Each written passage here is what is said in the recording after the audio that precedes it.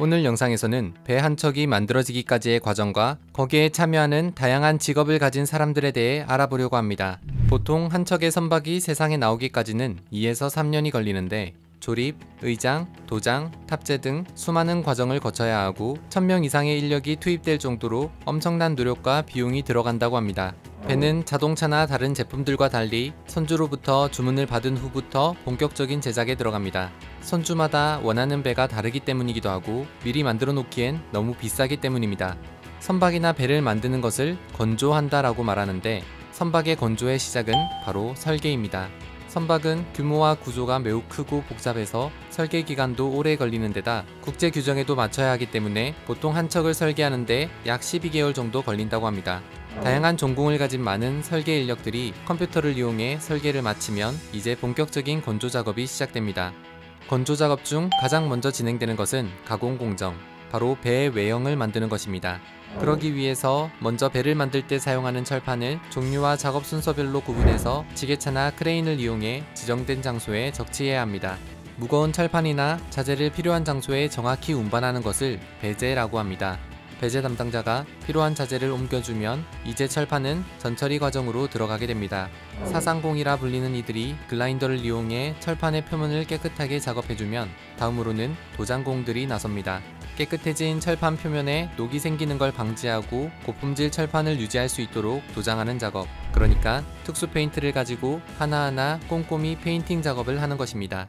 전처리까지 모두 끝나면 이제 절단 공정으로 들어갑니다. 옷을 만들 때 옷감을 가위로 재단하는 것처럼 철판 역시 설계 도면에 표시된 모양과 치수대로 오려내야 합니다. 강제를 자를 때는 마킹사가 마킹해 놓은 표시에 따라 자재를 정확히 오려야 합니다. 플라즈마 절단, 전기에너지를 이용한 절단 방식을 사용하거나 가스 절단 장비를 이용하여 자동 또는 수동으로 부재들을 자른 후 다시 이렇게 절단된 강재들은 용접사들이 용접으로 붙이거나 정해진 모양으로 구부리면서 부품 재료, 부재를 만들어 갑니다.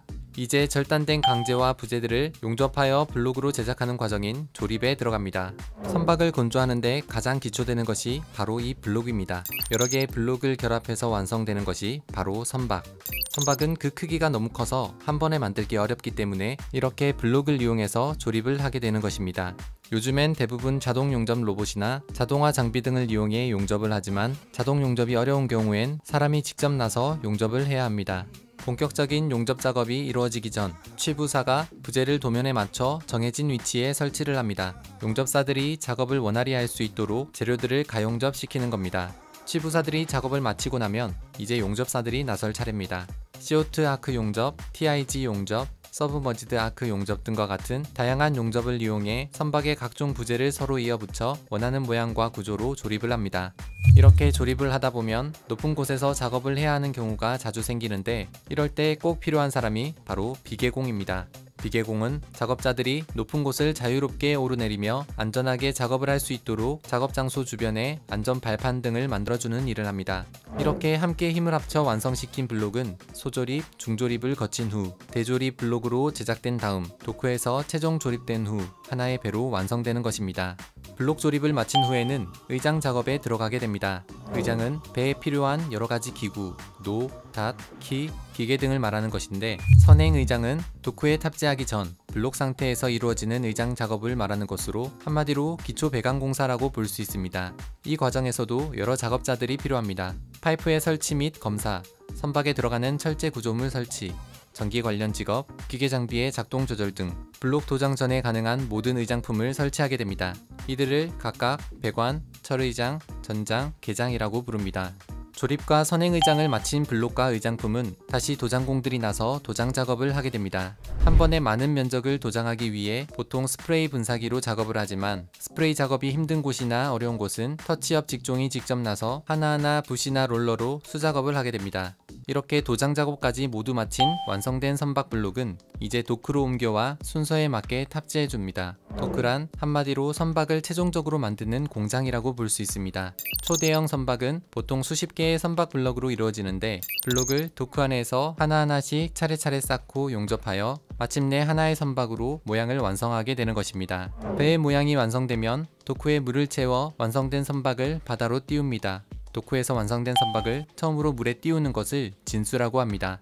진수까지 모두 마친 선박은 이제 조선소 내 해안 암벽에 정박해두고 마무리 작업을 시행하게 됩니다. 파이프 설치, 전선 설치, 선실 인테리어 등이 여기에 해당됩니다. 포설은 전기가 들어갈 수 있는 케이블을 설치해주는 작업이고, 화기는 케이블들이 허공에서 움직이지 못하게 자재들을 용접해서 설치해주는 직종을 말합니다. 케이블뿐 아니라 라이팅 시트, 장비 시트 등을 용접하고 설치하기도 합니다. 결선은 장비에 전기가 들어갈 수 있게 결선을 해주는 작업을 말합니다. 마지막으로 목의장은 선실 내장 공사로 벽판이나 칸막이, 천장, 그리고 가구 설치 같은 일을 하게 됩니다. 주택공사에 비유하면 실내 내장 공사와 비슷하다고 볼 수 있습니다. 암벽 의자까지 모든 작업을 마치면 이제 해상에서 선박의 기능을 최종적으로 테스트하는 시운전에 들어가게 됩니다.